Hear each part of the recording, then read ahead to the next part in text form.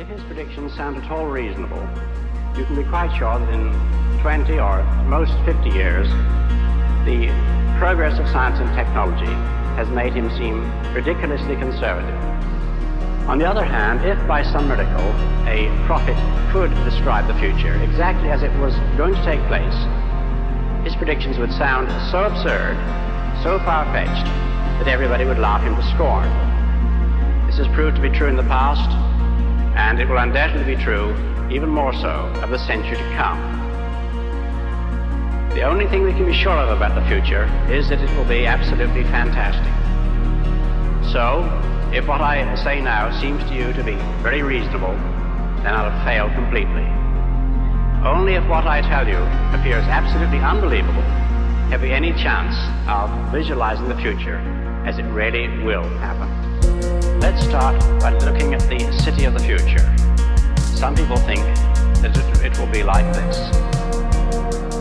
and they're quite right. In fact, everything you see now already exists. All the materials, all the ideas, these things can be put into practice immediately. But what about the city of the day after tomorrow? Say the year 2000. I think it will be completely different. In fact, it may not even exist at all. Oh, I'm not thinking of the atom bomb and the next Stone Age. I'm thinking of the incredible breakthrough which has been made possible by developments in communications, particularly the transistor and, above all, the communications satellite. These things will make possible a world in which we can be in instant contact with each other wherever we may be, where we can contact our friends anywhere on Earth, even if we don't know their actual physical location.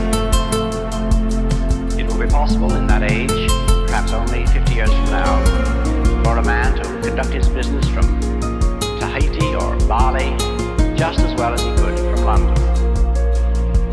In fact, if it proves worthwhile, almost any executive skill, any administrative skill, even any physical skill, could be made independent of distance.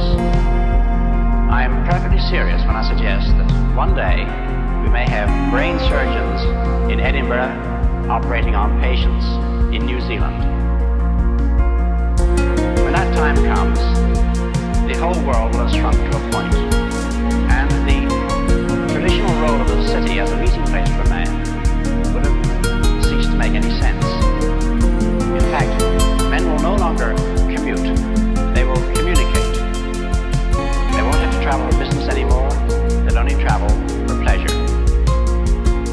I only hope that when that day comes, and when the city is abolished, the whole world isn't turned into one giant suburb. In that world of the future, we will not be the only intelligent creatures. One of the coming techniques will be what we might call bioengineering, the development of intelligent and useful servants among the other animals on this planet, particularly the great apes and, in the oceans, the dolphins and whales. You know, it's a scandal of which we should be thoroughly ashamed that prehistoric man attained all the domestic animals we have today. We haven't added one in the last 5,000 years. It's about time we did so, and with our present knowledge of animal psychology and genetics, we could certainly solve the servant problem with the help of the monkey kingdom. Of course, eventually our super chimpanzees would start forming trade unions and we right back where we started. However, the most intelligent inhabitants of that future world won't be men or monkeys, they'll be machines, the remote descendants of today's computers. Now, the present-day electronic computers are this will think eventually that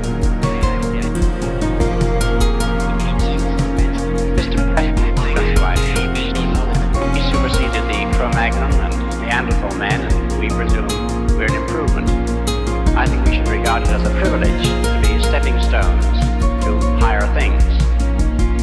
I suspect that organic or biological evolution has about come to its end, and we're now at the beginning of inorganic